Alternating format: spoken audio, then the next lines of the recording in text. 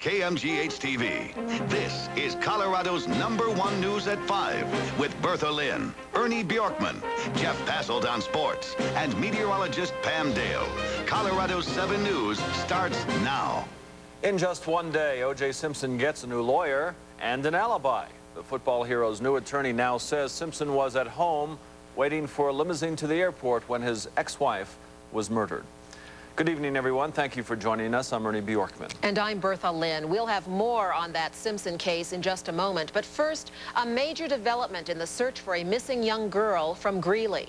9-year-old Candace McLean has been missing for nearly 2 weeks now, and it appears that case is about to be solved. A search team right now is in the Rewa Wilderness area where the girl was seen last, and our Mark Hayes reports to us now live with this story. Mark, what's the hot tip that police have? Well, Bertha, we have been told to wait right here at the Rewa Trailhead by Larimer County Sheriff's Office. They told us they will come and get us when it's over. They believe they have some solid information as to the whereabouts of Candace McLean and 42-year-old Gary Ford, the man they believe abducted her. Now, just moments ago, I saw a Larimer County Sheriff's Office cruiser scream by here going at a high rate of speed, headed about 6 miles north towards Glendevi Ranch. Now, we don't know if the ex-wife of Ford is providing them with the information. They would not elaborate as to the tips that they did receive or the information that they have now leading them to this area just north of here.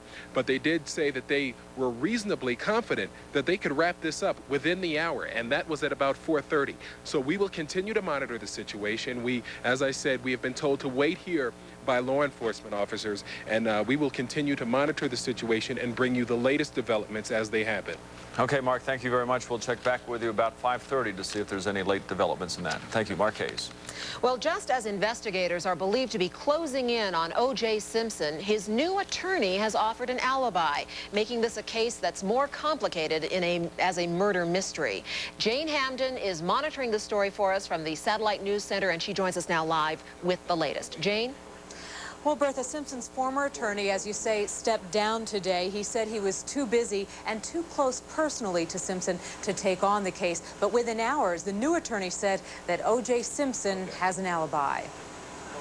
Lawyer Robert Shapiro says at the time of the murder, Simpson was at home, waiting for a limousine to take him to the airport for a scheduled trip to Chicago.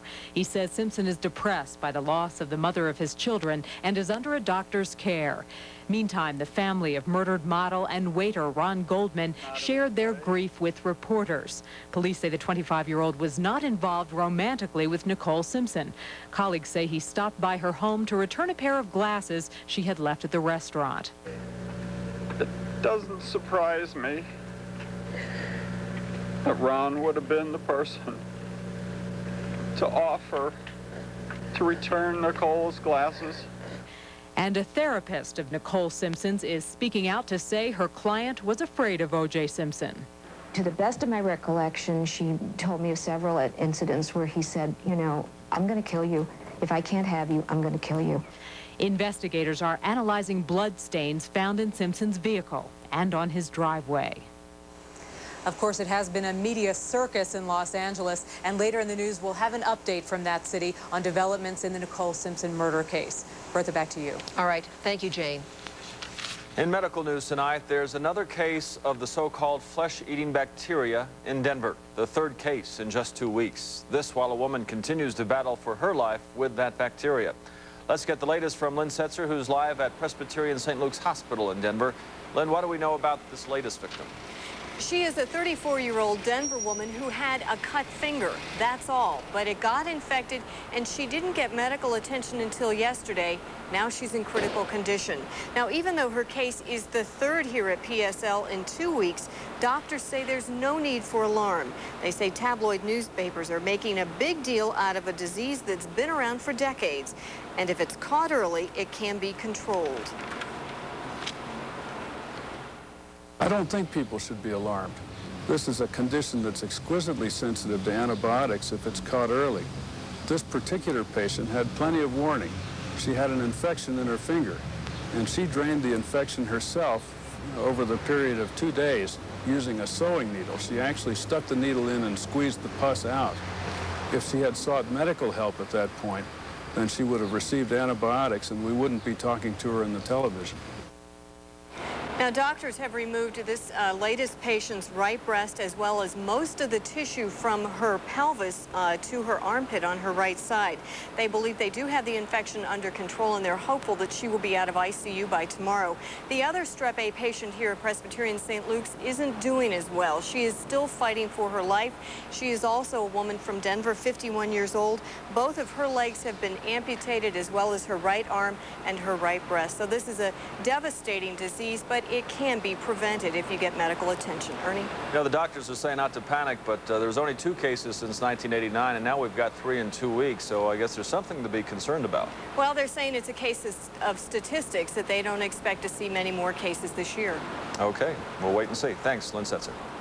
Denver police confirmed this afternoon they have found the gun used to murder Capitol Hill businessman Tom Holler, and detectives have made another arrest in that case.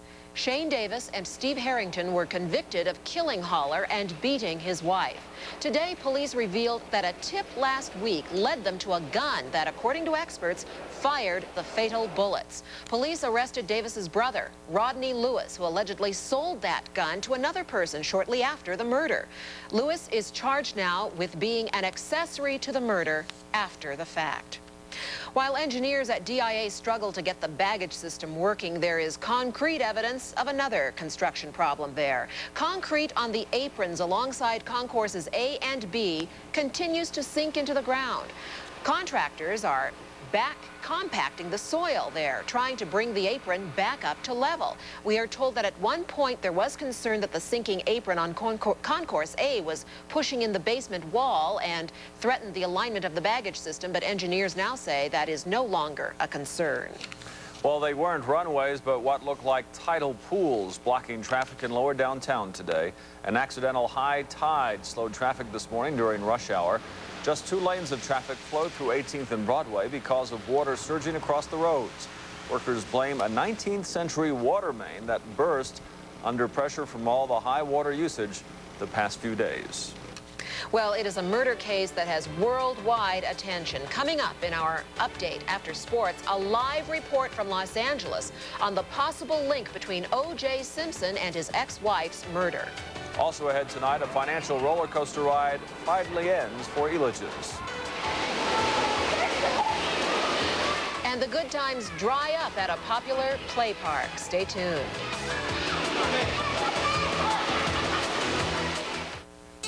The people who build Dodge Ram have a saying, think big.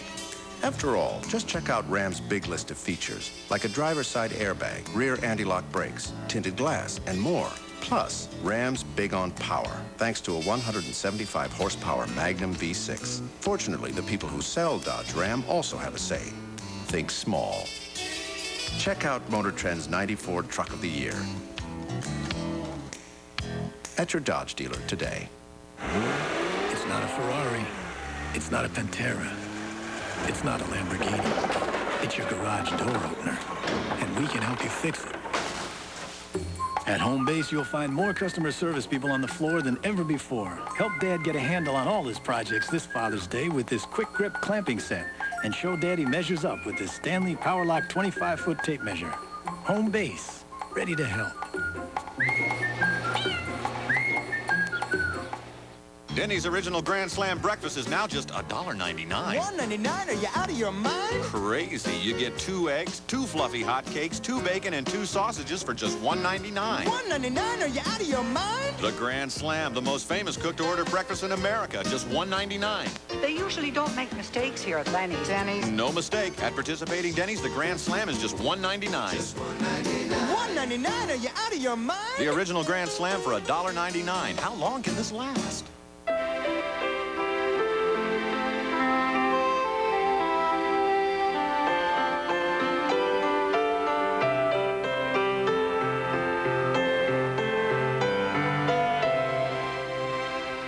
We call this 4-door Nissan Sentra the limited edition. Yet it comes with air conditioning, AM/FM cassette stereo, cruise control, power windows, and door locks.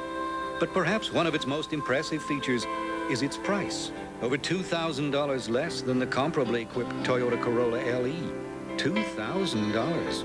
So while this edition may be limited, the value never seems to end. The four-door Sentra limited edition.